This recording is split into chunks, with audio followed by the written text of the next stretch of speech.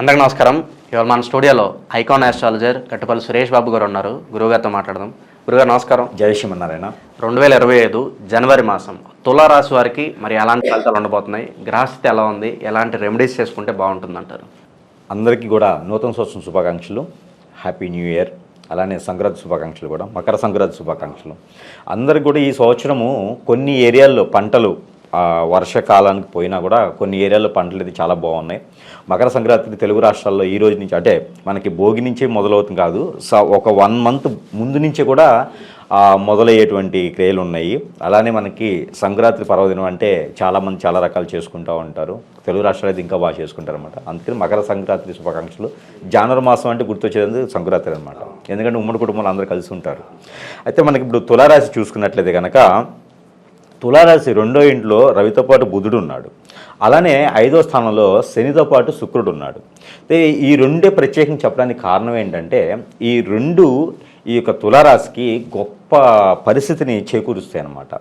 ఎందుకంటే డిసెంబర్ ఈ 2024 సంవత్సరం డిసెంబర్ అయితే ఎలా ఉందో, నవంబర్ అయితే ఎలా ఉందో, అలానే తర్వాత ఈ కాలం ఎంతైతే వెళ్ళిపోతుందో పోయిన కాలాలన్నీ కూడా చూస్తే గత సంవత్సరం కన్నా ఈ సంవత్సరం మెరుగ్గా ఉందని చెప్పొచ్చు. ఇంకోటి ఏంటి, బెటర్ రిజల్ట్స్ ఉంటాయి అంటారు కొంతమేర. అంటే 2024 సంవత్సరం ఎలా అయితే సాడ్గా గుర్తుంటుందో 2025 సంవత్సరంలో మొదటిగానే జనవరి మాసం నుంచే తులారాశి వాళ్ళకి అదృష్టం కలిసి వస్తుందని చెప్పుకోవచ్చు.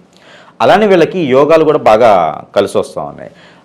వీళ్ళకి వచ్చేసి సతన యోగా అని చెప్పేసి అని ఒకటి ఉన్నది. ఈ సతన యోగా అనేది ఏంటంటే ఎక్కడైనా వీళ్ళు కనుమరుగైపోయినా అంటే తప్పించుకు తిరుగుతాము ధన్యుడి సుమతని పోయిన కాలం అంతా కూడా 2024 సంవత్సరం వరకు కూడా వీళ్ళకి ఎవరైనా జాబ్ ఇస్తానన్నా అప్పు ఇస్తానన్నా కూడా తీసుకోలేని పరిస్థితి అనమాట. అంటే నిస్సహాయ స్థితిలో ఉన్నారు తులారాశి వాళ్ళు. దాని నుంచి ఇప్పుడు కొంచెం ధైర్యం రావటం, ఇంట్లో నుంచి బయటికి రావటం, కొంతమేర జాబులు చేయటం, ఇలాంటివన్నీ కూడా ఈ యొక్క యోగం ఏదైతే ఉందో ఈ యోగానికి కరెక్ట్గా ఫలించేదానికి ఉండదన్నమాట. అందుకని చెప్పేసి అని దాంతోపాటు గ్రహాలు కూడా బుధుడు అలానే మనకి గురువు కూడా వీళ్ళకి యోగిస్తున్నాడు. అందుకని చెప్పేసి అని ఏదైతే ఈ యొక్క తులారాశి వాళ్ళు ఉన్నారో ఈ తులారాశి వాళ్ళకి 2025 సంవత్సరం మొదట జనవరి 5 నుంచి కూడా వీళ్ళకి కాలం అనేది చాలా బాగుందని చెప్పుకోవచ్చు. దాని తగ్గట్టుగా మనం చివరిలో ప్రెడిక్షన్స్ పరిహారాలు కూడా చెప్తే దాని తగ్గట్టుగా ఇంకొంచెం ముందుకెళ్ళేదానికి ఉంటుంది. ఈ తులారాశి వాళ్ళకి ఆరోగ్య సమస్యలు అయితే కొంతమేర తగ్గుతాయని కూడా మనం చెప్పుకోవచ్చు ఇది 2025 సంవత్సరంలో. అందుకని వీళ్ళకి అదృష్టం కూడా అలానే కలిసి వస్తుంది కాబట్టి. ఇంకోటి 8వ స్థానంలో వీళ్ళకి చంద్రుడు గురువు ఉన్నారు. దీనివల్ల ఏమవుతుందంటే కొంత మిశ్రమ ఫలితాలు అనేది కొంతమేర తగ్గే అవకాశాలు అయితే కనిపిస్తున్నాయి. అవి ఎందుకు అంటే 8వ స్థానంలో ఉన్నారు కాబట్టి అవి అంతగా ఫలించేలా కనిపించట్లేదు. గురువు స్థానం ఉన్నప్పటికీ బలం ఉన్నప్పటికీ చంద్రుడు చేరటం వలన ఈ మాసం మొత్తం కూడా కొంతమేర ఎడ్యుకేషన్ సంబంధించి కానీ ఎగ్జామ్స్ రాసేవాళ్ళు కానీ 1కి 2 సార్లు 3 సార్లు చదువుకోవాలి. ఎందుకంటే కొంత మతిమరుపు మందబుద్ధి ఉంటుంది. ఇదేదో జబ్బుగా పరిగణించేసి హాస్పిటల్ చుట్టూ తిరిగే అవసరం లేదు. ఈ మాసం మారితే మళ్ళీ సరిపోతుంది. ఏదైతే గురువు మారుతాడో గురువు మారి దగ్గర నుంచి కొంతమేర వీళ్ళకి ఎడ్యుకేషన్ పర్పస్ సంబంధించింది 9వ స్థానంలో వస్తే గురువు బాగా పనిచేస్తారు అనమాట. ఏది మనకి తులారాశి వాళ్ళకి. అలానే వీళ్ళకి మనకి ఇప్పుడు జనవరి నెలలో 13వ తారీఖు నుంచి కుంభమేళ మొదలవుతుంది. ఆ కుంభమేళ మొదలైనప్పుడు కాశీకి వెళ్ళాలి అని అయితే కాదు, దగ్గరలో ఉన్నటువంటి నదీ తీరాలు ఎక్కడ ఉన్నా కూడా వీళ్ళు ఏదన్నా చెడు క్రియలు సంబంధించి పెద్దవాళ్ళకి సంబంధించి కనుక ఏదన్నా పాపకు సంబంధించినది చేసుకుంటే కనుక కొంతమేర అదృష్టం వీళ్ళకి కలిసి వచ్చేలా కనిపిస్తుంది. ఎందుకంటే తులారాశి వాళ్ళకి గత కొంతకాలం కూడా పూర్వీకుల దోషంతో బాధపడుతూ ఉన్నారు. అలానే నరదిష్టి నరఘోషతో పాటు పూర్వీకుల దోషం కూడా వీళ్ళకి కనిపిస్తుంది. 2025 సంవత్సరంలో ఇవన్నీ కూడా చిన్న చిన్న దోషాలు ఏమైనా ఉంటే కూడా అవన్నీ కూడా తొలగించుకునే దానికి అదృష్టం ఉంది కాబట్టి, అలానే కుంభమేళ సమయం కూడా ఉంది కాబట్టి, దగ్గరలో పుష్కరాలు కూడా వచ్చేటువంటి ఆస్కారం ఉంది కాబట్టి ఆ మేర వీళ్ళు ఆ పరిహారాలు కొంచెం చేసుకోవడం వలన కొంతమేర ఉపశమనం పొందేసి ఎవరైనా విదేశాలకు వెళ్ళాలనుకున్నా కూడా చాలా అదృష్టం ఉంటుంది. కాకపోతే జనవరి మాసంలో వీళ్ళు మనీ సర్క్యులేషన్ సంబంధించినటువంటి ఆన్లైన్ బిజినెసెస్ ఉంటాయి, ఇవి ఏం చేయకుండా ఉండడం మంచిది. కొత్తగా వ్యాపారం ఏదైనా చేయాలనుకుంటే జనవరి 27వ తారీఖు తర్వాత చేసుకుంటే మరీ మంచిది. అయితే ఏదైతే మనం అనుకున్న ఈ పెద్దలకు సంబంధించి తులారాశి వాళ్ళు ఖచ్చితంగా ఈ యొక్క పౌర్ణమికి కానివ్వండి, జనవరి మాసంలో వచ్చేటువంటి పౌర్ణమికి తర్వాత వచ్చేటువంటి సంక్రాంతికి, కనుమ, భోగి వీటిలో చేసుకోలేకపోయినా అమావాస్య తిథి వరకు జనవరి 30-31 తారీఖు వరకు కూడా ఈ అవకాశం వీళ్ళు సద్వినియోగం చేసుకుంటే వీళ్ళకు ఆ గ్రహరీత్యా ఉన్నటువంటి దోషాలని తొలగిపోయేసి ఆ ఒక ప్రాంతీయ ఆచార ప్రకారంగా చేసుకోవాలి. పెద్దలకి ఎప్పుడు కూడా మన ఇంటి ఆచారం, ప్రాంతీయ ఆచారం వీటి ప్రకారంగా మాత్రమే ఆ పెద్దలకు చేసుకుంటే కనుక వీళ్ళకి గ్రహరీత్యా ఉన్నటువంటి దోషాలు తొలగిపోయేలాగా ఉన్నాయి. అలానే ఎవరైనా పొలిటీషియన్స్, తులారాశి వాళ్ళు ఎవరైనా రాజకీయంలో ఉన్నట్లయితే కనుక వాళ్ళకి కొంతమేర చుక్కెదురుగా కనిపిస్తుంది. ఎందుకంటే ఇవన్నీ కూడా కారణం ఏంటంటే సరైన స్థానంలో గ్రహాలు అనేది సరిగా లేకపోవడం వల్లనే ఈ యొక్క కనిపిస్తుంది. కాబట్టి ఆ గ్రహరీత్యా అందుకోసమే పరిహారాలు మనము చూద్దాము. అలానే వీళ్ళకి చుక్కెదురు వస్తుంది కాబట్టి ఇంకోటి కూడా ఉన్నది, వీళ్ళలో ఎవరినైతే వీళ్ళు పక్కన ఉంచుకొని నమ్ముతారో వాళ్ళే వీళ్ళకి మోసం చేసేటువంటి గుణం కూడా కనిపిస్తుంది. కావున తర్వాత బాధపడి ఉపయోగం లేదు. అందుకని ముందుగానే మనం చెప్తున్నాం ఏంటంటే జనవరి 1వ తారీఖు నుంచే పక్కనున్న వాళ్ళు ఎవరైతే ఉంటారో, ఎవరైతే సన్నిహితంగా ఉంటారో వీళ్ళు మోసం చేసే తత్వం ఉంది. కాబట్టి మాట కానీ, మంచి కానీ, డబ్బు కానీ ఏదైనా మీ పర్సనల్ ఇష్యూస్ ఏమైనా ఉంటే ఎదుటి వాళ్ళకి పంచుకోకపోవడం మంచిది, అంటే షేర్ చేయకపోవడం చాలా మంచిది. మన పని మనం చూసుకోవాలి. కొడుకునైనా, కూతురునైనా, లేకపోతే తల్లిదండ్రులైనా నమ్మొచ్చు, కాకపోతే మన పర్సనల్స్ చెప్పే స్థాయికి అవసరం లేదు. మన పర్సనల్స్ మన దగ్గర ఉంటుకుంటే సరిపోతుంది. అలా అని చెప్పేసి రిలేషన్స్ దూరం పెట్టుకునే అవసరం లేదు.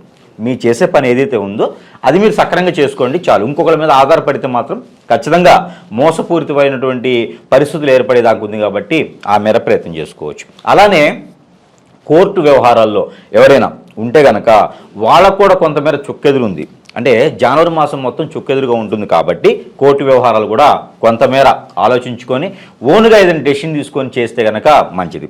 కొత్తగా ఎవరైనా వస్తే కూడా, కొత్తగా ఫ్రెండ్షిప్ అయినా, పాత వాళ్ళైనా ఏదైనా రిలేషన్షిప్ మెయింటైన్ చేస్తున్నా కూడా గొడవలు అయ్యేటువంటి పరిస్థితులు ఏర్పడుతున్నాయి. కావున ఆ గొడవలే కాకుండా నోరు అలాగా ఆపుకొనేసి కొంచెం ఓర్పుతో ఉంటే చాలా మంచి జరుగుతుంది తులారాశి వాళ్ళకి. ఇవన్నీ కూడా చేయగలిగితే తులారాశిలో వీళ్ళు అదృష్టవంతులు అవుతాడు, రాజు అవుతారు, రారాజు అవుతారు వీళ్ళు. అంటే వీటన్నిటికీ మెలకుగా ఉండాలి. ఏదైతే అదృష్టం ఉందో డబ్బు వచ్చేటువంటి అదృష్టం ఉంది. ఎందుకంటే 3వ స్థానంలో బుధుడు ఉన్నాడు. వీళ్ళ మాట కొంతమేర ఏదైతే ఉందో, బుధుడు ఉన్నాడు, రవి ఉన్నాడు కాబట్టి వీళ్ళ మాట కొంతవరకు ఏదైతే ఉందో 15వ తారీఖు తర్వాత రవి 4వ స్థానంకి వెళ్తాడు. కావున వీళ్ళకి సంక్రాంతి తర్వాత కూడా మరింత మంచి బాగుండేలా ఉంది. కాబట్టి ఈ సంక్రాంతి ముందు కొంతమేర మంచి నిఘ్నతో ఉండి సంక్రాంతి తర్వాత కొత్తగా వ్యాపారం చేసుకుంటే మనం అనుకున్నట్టుగా 25వ తారీఖు తర్వాత 27 అట్లా చేసుకుంటే కూడా కొత్త వ్యాపారం చేసుకోవచ్చు. బట్టలు కానివ్వండి, పాల వ్యాపారాలు, పాల ఉత్పత్తుల వ్యాపారాలు, కొత్తగా ఏదైనా బట్టల షాప్స్ పెట్టాలనుకున్నా, లేడీస్ ఎంపోరియంస్ లాంటివి పెట్టుకోవాలనుకున్నా కూడా వీళ్ళకి కలిసి వస్తుంది. అలానే హాస్టల్స్, ఎవరైనా హాస్టల్స్ పెట్టుకోవాలన్నా, హోటల్స్ పెట్టుకోవాలన్నా కూడా వీళ్ళకి కలిసి వచ్చే అదృష్టం ఉంది. అలానే గోల్డ్ షాప్స్ కూడా, సిల్వర్ షాప్స్ కూడా వీళ్ళకి కలిసి వచ్చే అదృష్టం ఉంది. కాబట్టి జనవరి మాసంలో వీళ్ళు మొదలు పెట్టాలనుకుంటే కనుక ఖచ్చితంగా ఇలాంటి వ్యాపారాలు అయితే మొదలు పెట్టుకోవచ్చు. ఇది తులారాశి వాళ్ళ యొక్క స్థితి అనమాట.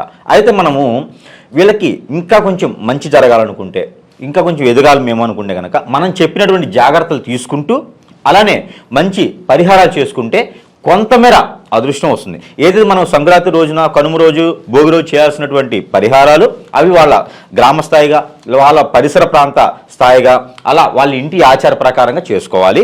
అవైతే మాత్రము ఏదైతే మనకి కుంభమేళ వస్తుందో నదీ స్నానం కానీ లేదా సముద్ర స్నానం కానీ ఆచరిస్తే మంచిది. వీళ్ళకి కుదిరితే మాత్రమే, లేదా దగ్గరలో ఉన్నటువంటి నీటి పారుదల ఎక్కడైనా ఉంటే కూడా అక్కడైనా వీళ్ళు స్నానం ఆచరించవచ్చు. ఆచరించేసి ఆ స్నానం ఆచరించిన తర్వాత అక్కడ ఉండేటువంటి మట్టి కానీ, విసుగు కానీ, సముద్రంలో అయితే ఇసుక లేదా నదిలో అయితే మట్టి ఉంటుంది, అవి తీసుకొచ్చేసి ఇంట్లో పెట్టుకొని మళ్ళీ 10 రోజుల తర్వాత వాటిని నీళ్ళలో కలిపేసి బయట చల్లినట్లయితే ఇంట్లో ఉన్నటువంటి అనేజీ, ఉపశాంతి, అలానే అశాంతి ఏదైతే ఉందో ఆ అశాంతి పోయేసి శాంతి వస్తుంది. అలానే ఇంట్లో ఏదన్నా అనేజీ ఉన్నా, ఇంట్లో ఏదైనా నెగిటివిటీ ఉన్నా కూడా తొలగిపోతుంది. అలానే వీళ్ళకి లక్ష్మీ గవ్వలను దొరుకుతాయి.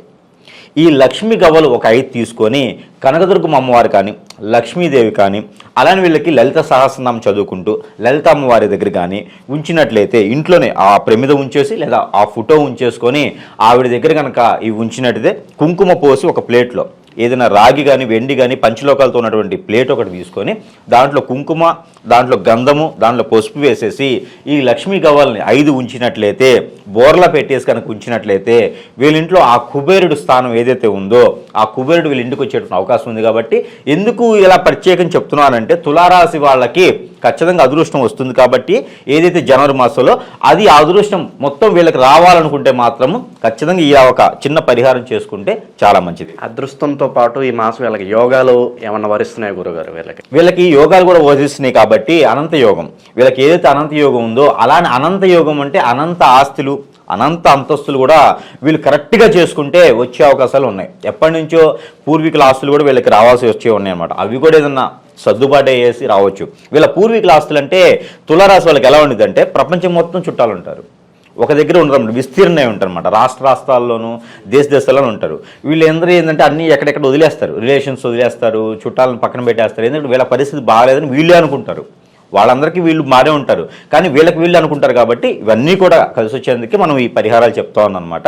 అలానే వీళ్ళకి లక్ష్మీ గౌరలతో పూజ చేసుకోవటం, అలానే నది స్నానం ఆచరించడం, సముద్ర స్నానం ఆచరించడం కూడా వీళ్ళకి ఈ మాసం మొత్తం కూడా కలిసి వచ్చేటువంటి కాలం ఉంది. అలానే వీళ్ళకి ఏంటంటే వీళ్ళు చివరిగా చెప్పేటువంటి పరిహారం ఏంటంటే పచ్చ పెసలు.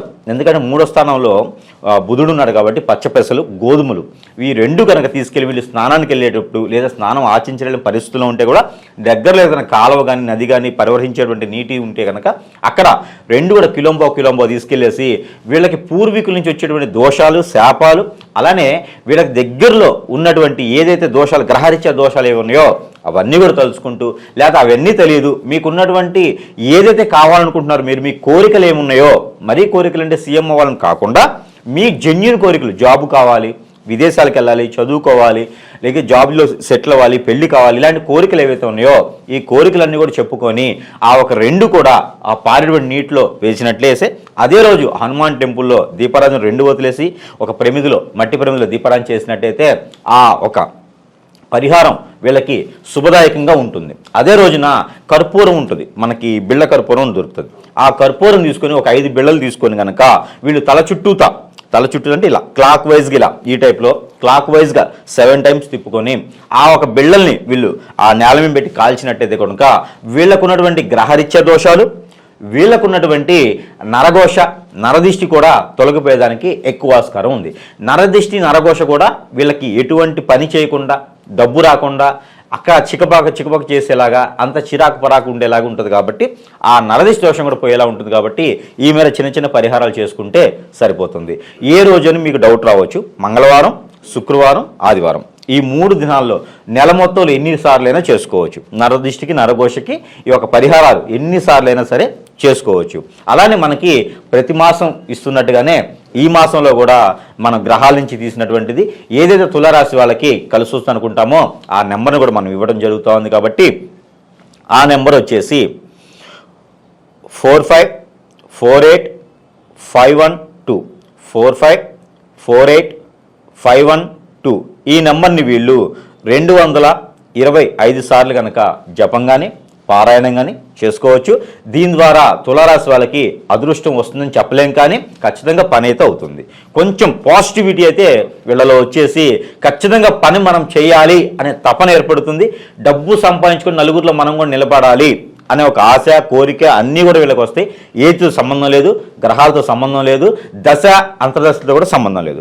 ఖచ్చితంగా ఈ పరిహారాలు చేసుకుంటే తులారాశి వాళ్ళు 2020 సంవత్సరంలో రాణించేందుకు అదృష్టవంతులు ఉంటారు. కాబట్టి గల్లీ నుంచి ఢిల్లీ వరకు వెళ్ళే స్థాయి ఉంటుంది. కాబట్టి ఖచ్చితంగా ఈ పరిహారాలు చేసుకొని అందరూ కూడా పుణ్యతులు అవ్వాలని నేను కోరుకుంటా ఉన్నాను. జై శ్రీమన్నారాయణ.